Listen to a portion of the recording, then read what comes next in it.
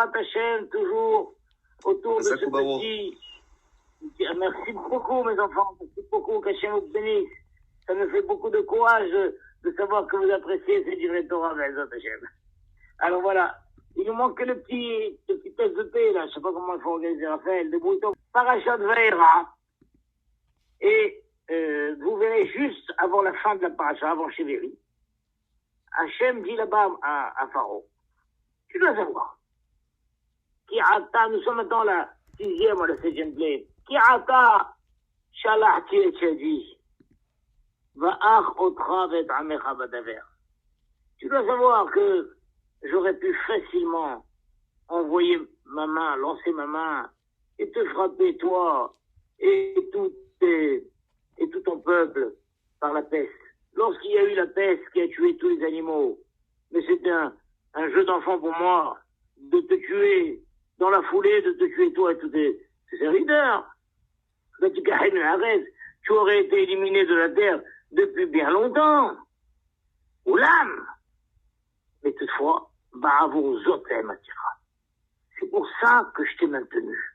Je te maintiens en vie, coûte que coûte. Bravo à Rodrek Kohi, afin de te montrer ma force, ou Ma'an Saper Shemi Becholaret, et afin que l'on racontera mon nom dans toute la terre. D'accord? C'est pas toi qui vas raconter mon nom, parce que toi tu vas pas voyager dans toute la terre pour raconter mon nom. Mais lorsque tout le monde aura vu ce que j'ai fait avec toi, l'humanité entière racontera mon nom dans toute la terre. Et donc c'est ça qu'on veut comprendre ce soir. Quel est cet aspect de raconter le nom d'Hachem? Voilà, donc encore une fois, Pharaon, ça fait longtemps que j'aurais pu me débarrasser de toi. Quand je me suis débarrassé des animaux, de toi et tous tes serviteurs. Mais je te maintiens en vie coûte que coûte. 1, pour te montrer à toi ma force. Et 2, afin que l'on raconte mon nom dans toute la terre. Alors le Rav Berman, pour expliquer ça, il cite un Rambam très connu, un peu sévère, un peu effrayant, dans Ilchot Tshuva. Le Rambam dans Ilchot Tshuva, c'est fantastique, ça, si vous avez le temps, Ilchot Tshuva, c'est une partie du Rambam, il y a 10 brakim, et c'est bien. En fait, quelqu'un qui veut faire Tshuva, il dit, attends, mais c'est quoi Tshuva? Je veux faire quoi? Ça consiste en quoi? Comment ça se passe? D'accord, demain, même que quelqu'un qui décide de mettre les tefilines, il dit, attends, mais c'est quoi la chod? Comment on met les tefilines? C'est quoi? Qu'est-ce que c'est? Pareil, il y a des halachot, comment on fait Tshuva? Et là-bas, dans le Perek Vav, la halacha 2, il dit comme ça. Et tu dois savoir que Shem chez Adam chotem mid'ato birsono, de même qu'un homme faute consciemment et volontairement, car ou osé tshuva mid'ato birsono. Pareil, il devra faire tshuva de son esprit, consciemment et volontairement. D'accord? C'est-à-dire qu'évidemment, un homme, quand il faute, c'est toujours, il est conscient. Évidemment, maintenant, il y a des niveaux. C'est celui qui faute, il est conscient de son acte, mais il savait pas que c'était si grave. Oh là là, je savais pas que c'est interdit. Je sais pas. Ou alors si je savais que c'est interdit, mais je pensais pas que c'était si grave. Je pensais que c'était juste pas recommandable. Il y a d'autres gens qui savent que c'est interdit. Et ils décident.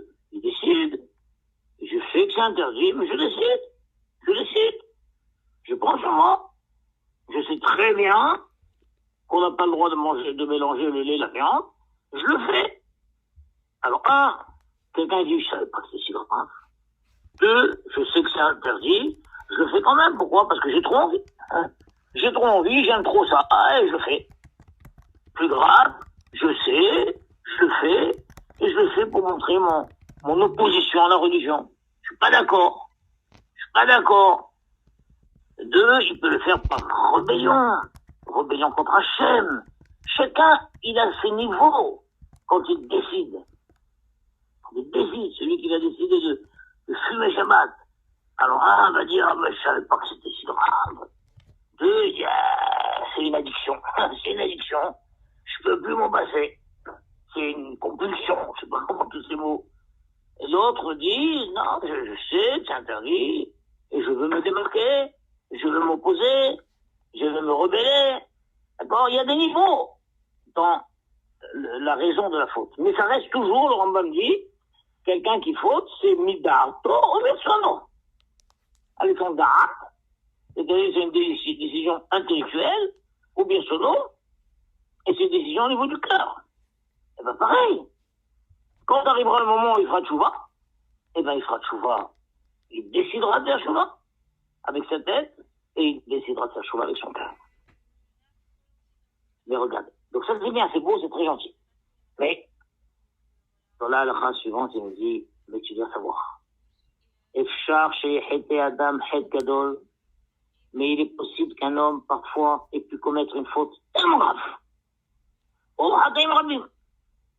Ou pas une faute tellement grave, mais de nombreuses fautes. Ah, tu étais Nadine. L'Islam, il y a un moment, Hachem dit, il a exagéré celui-là. Il a exagéré. Combien? Eh bien, celui-là, une fois qu'on l'a jugé, la sentence du tribunal sera de dire quoi? Donc sa punition, celui-là sera quoi? Al-Hataïm Elouch à sa personne sur toutes ses fautes qu'il a fait. Il savait qu'il fautait, il le faisait, il décidait. Mais combien il a accumulé? C'est un collectionneur de fautes, celui-là. Eh bien, sa sentence sera chez Monaïm Imenoa Tchouva. On l'empêchera de faire tchouva. Bien que le principe, on l'a dit, un homme faute par décision, eh ben pareil, il prendra la décision de faire tchouva. C'est bon, c'est ça? Eh ben il y a des gens à qui on enlèvera la décision de faire tchouva. Il pourra pas. Il n'arrivera pas à décider de faire tchouva. On lui dit, mais fais tchouva. Fais tchouva, il dit, j'arrive pas à décider. J'arrive pas à décider de faire tchouva. On dirait qu'on m'empêche de faire tchouva. On ne lui donne pas la permission, la possibilité, la journée, de faire tchouva de sa méchanceté. Afin qu'il meure et qu'il soit perdu à cause soit de la grande faute qu'il a fait, soit à cause de toutes les fautes qu'il a fait. Il y a un moment où stop, c'est fini. Donc même celui qui dit la vie est longue, il y aura toujours un moment où je ferai tchouva. On lui dit fais gaffe, ne crois pas, parce que si tu continues comme ça à accumuler tes fautes, peut-être qu'à un moment, même si tu voudras faire tchouva, tu n'y arriveras pas, on te laissera pas. On te laissera pas prendre la décision de faire tchouva. Il dit, plaisanter, ça veut dire quoi? Je suis maître de mes décisions. Je faute par décision, et ben je fais tchouva par décision. Et ben tu dois savoir, le Rambam nous dit, il y a des situations où dans le ciel, on lui bloque la décision. Et même si on le supplie, on lui dit, mais fais tchouva. J'arrive pas à faire tchouva. On est con? C'est ça qu'Akelbourou a dit par l'intermédiaire de Ishaïa à Ashmen le Ma'abazéa. Ce peuple-là, le cœur de ce peuple a trop grossi. Ils ont trop grossi. Ils sont arrogants. Et ils se moquent des Malachelokim. Ils se moquent des anges. Ils se moquent des Talmidei Haramim. Ils se moquent de tous les prophètes que je leur envoie. Ils se moquent des rabbins. Et à tel point que la colère d'Hachem s'est enflammée contre son peuple et il ne leur laisse plus la chance de guérison. Et ça veut dire quoi la chance de guérison? C'est-à-dire, le Rambam, c'est toujours un bon critique, c'est que ce peuple a tellement fauté par décision, et en se moquant, en tournant tout en dérision, jusqu'à ce que leur punition a été, Hachem dit que je leur enlèverai la possibilité de faire tchouva, qui est ça la guérison. Ils n'ont plus de guérison. Ça veut dire qu'ils n'ont plus de guérison. La tchouva, qui est la guérison pour toutes les fautes, eh ben, je leur enlève. Je leur enlève. Comme quelqu'un qui va aller à la pharmacie, il dit oui, bonjour monsieur, est-ce que vous avez de l'augmentin, s'il vous plaît? Ah ben non, rupture de stock. Après vous plaisantez, mais j'ai une angine. Comment vous voulez que je fasse mon angine? Ah bah oui, rupture de stock, monsieur. Vous mourrez de votre angine. Mais vous plaisantez. Mais une angine, on prend 8 jours d'augmentin, on est guéri. Oui, mais il n'y a plus d'augmentin, c'est fini. Il n'y a plus de remède. Il n'y a plus de remède. Les laboratoires, les fabricants de médicaments ont déposé le bilan. Il n'y a plus de remède. C'est fini. Alors, pareil, le remède pour la faute, c'est la tchouva. Eh ben, Hachem dit, il y a des situations où il n'y a plus de remède. Les filles, toujours le Rambam continue, les filles, shahatam et asmut khila. Non, pardon. D'accord. Les filles rares, c'est ça, il dit, c'est ça qu'on comprend, ce qui s'est passé avec Pharaon. Que Hachem dit, je vais renforcer le cœur de Pharaon. Je vais lui enlever la possibilité de faire chouva. Parce que Pharaon a fauté au début de lui-même. Et il a fait du mal à Israël, qui pourtant a été invité à s'installer en Égypte.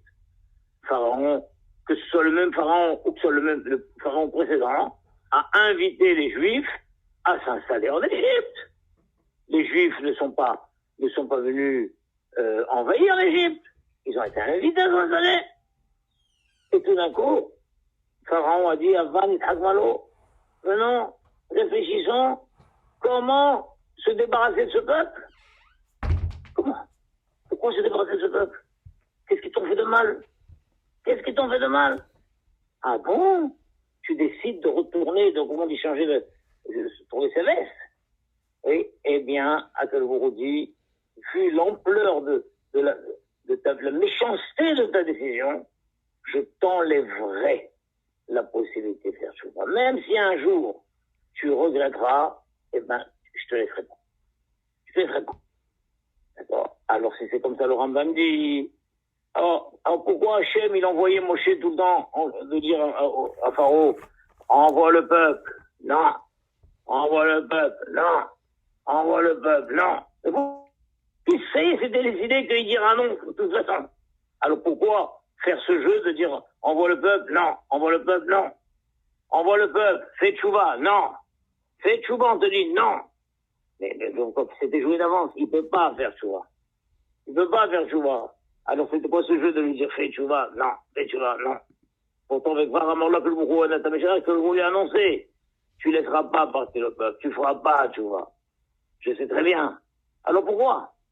Alors c'est ça que le passouk qu'on a commencé ce soir. C'est pour ça que je te maintiens. C'est pour ça que je te maintiens en vie. Et que je t'envoie Moshe. Et que Moshe te dit fais tchouva. Et tu dis non. Fais tchouva. Et tu dis non. Pourquoi? Aider Léodia les Baérolam. Parce que je veux faire savoir au monde entier que quand un Akadosh Bourou empêche un homme de faire tchouva, quand Akadosh Bourou enlève à un homme la liberté de faire tchouva, eh bien, il peut plus faire tchouva. Et même si c'est Moshe Rabbeinu qui lui vient, il lui dit, écoute, je suis l'envoyé d'Hachem, fais tchouva. Il dit non. Il revient. Hachem te demande de faire tchouva. Non. Hachem te demande de faire tchouva. C'est ça que Pasuk a dit.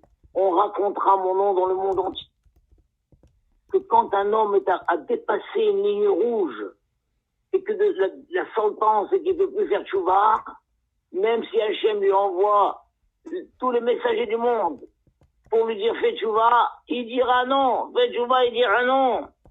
Et il mourra, le Rambam dit, il mourra dans sa méchanceté qu'il avait fait depuis le début, il écrit là, Béda, versement. Hachem dit consciemment, avec toute ta tête et tout ton cœur, tu as décidé de faire du mal à ce peuple qui ne t'avait rien fait de grave. Tu as trahi ce peuple qui a été invité sur la terre d'Égypte, ce peuple qui n'a rien fait de mal. Tu as décidé de tourner ta veste et de les opprimer. Comme on trouve dans l'histoire, Ferdinand et Isabelle la catholique, et tout cela, et Hitler, Marchemota, tous ceux qui ont décidé de faire du mal au peuple juif installé chez eux depuis des siècles, et qui n'a fait que du bien. Le peuple juif ne fait que du bien là où il va.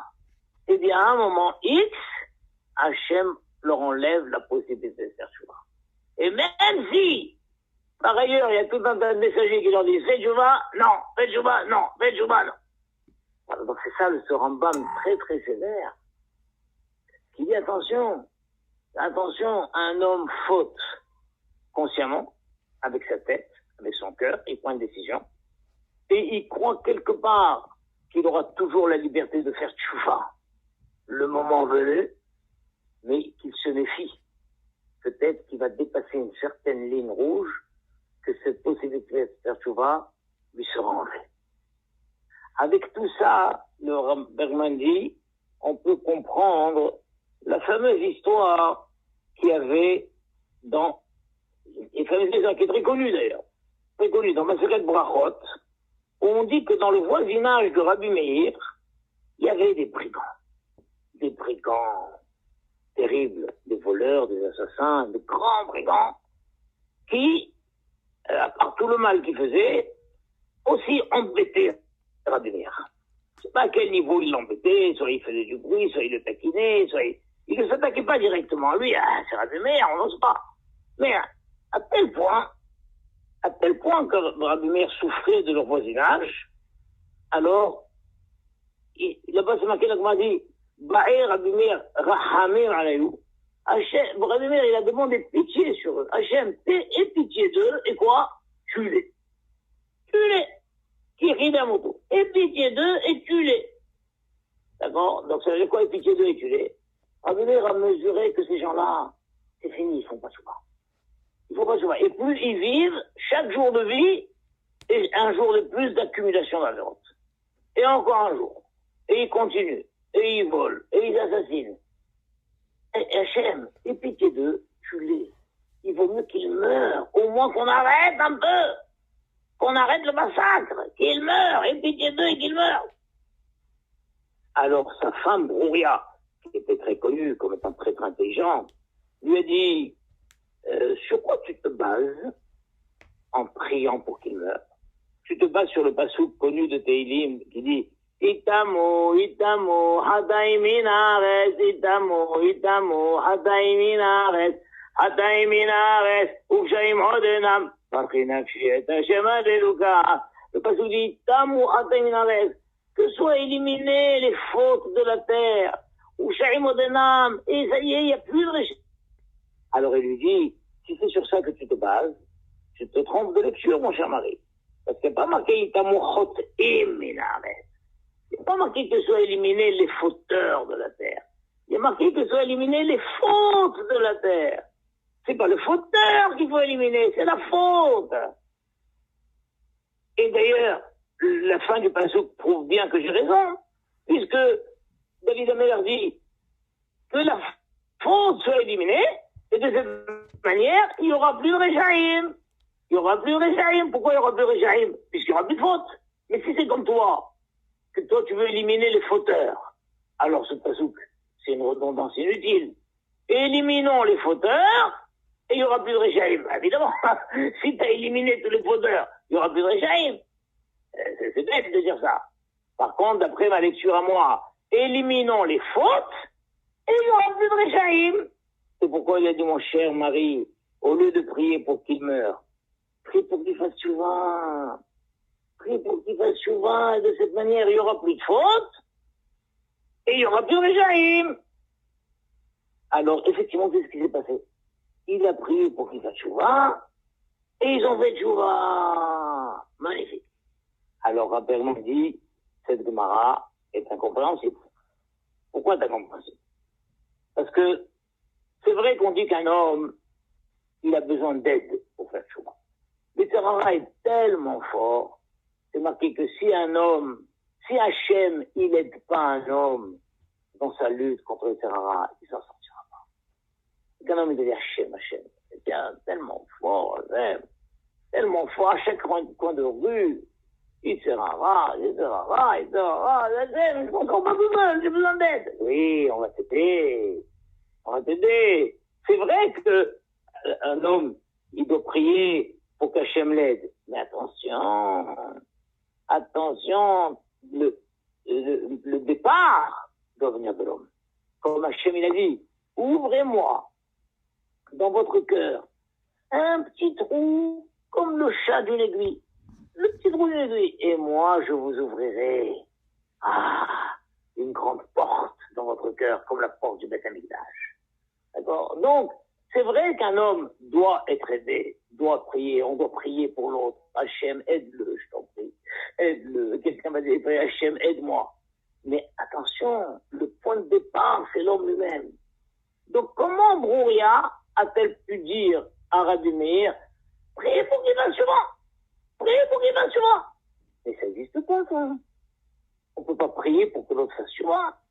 Le départ doit venir de l'homme.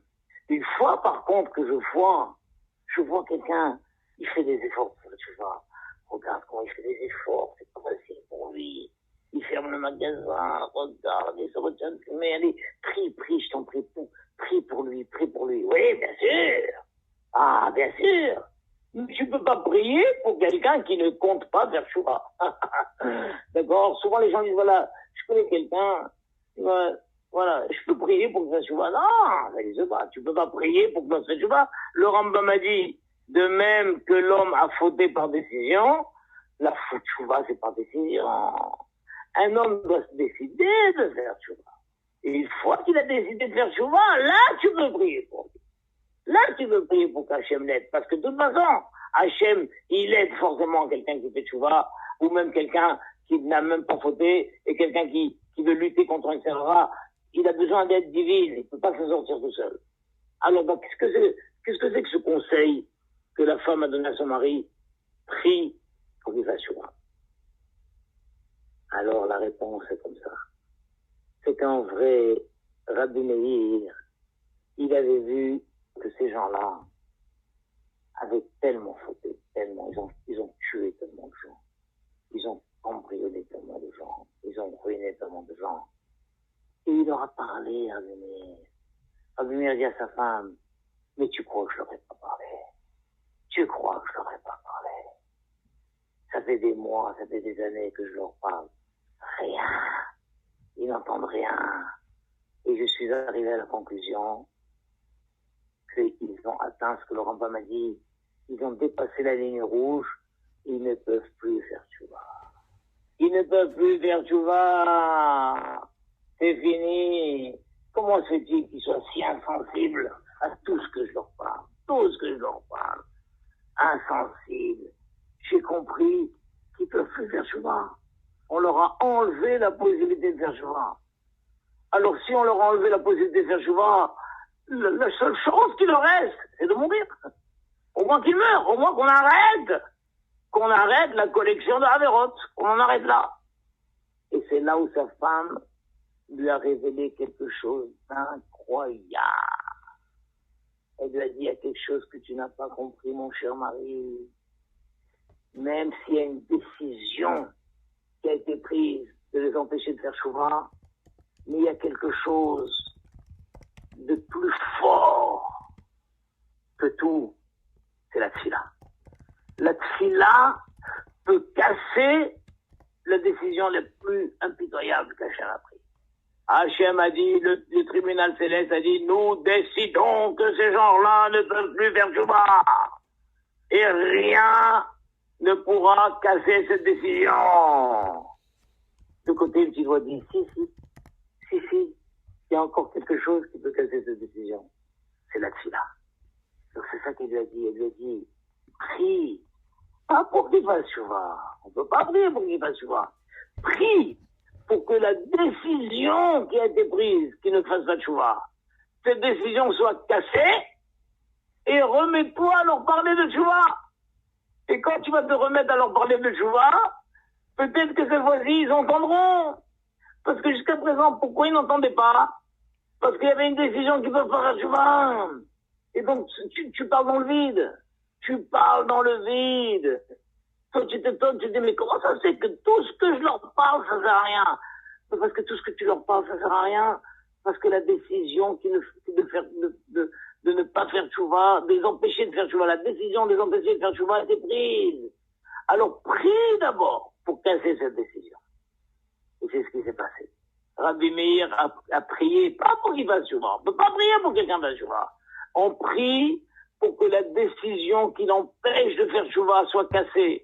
Je t'en supplie, Hachem. Je vois que il ne fait pas Tchouva. On dirait qu'il y a une décision qui a été prise qui ne fait pas Tchouva, qui ne peut plus faire Tchouva.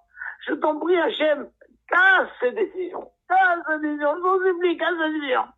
Et une fois qu'on a cassé la décision, là on peut lui parler et là il peut faire Tchouva.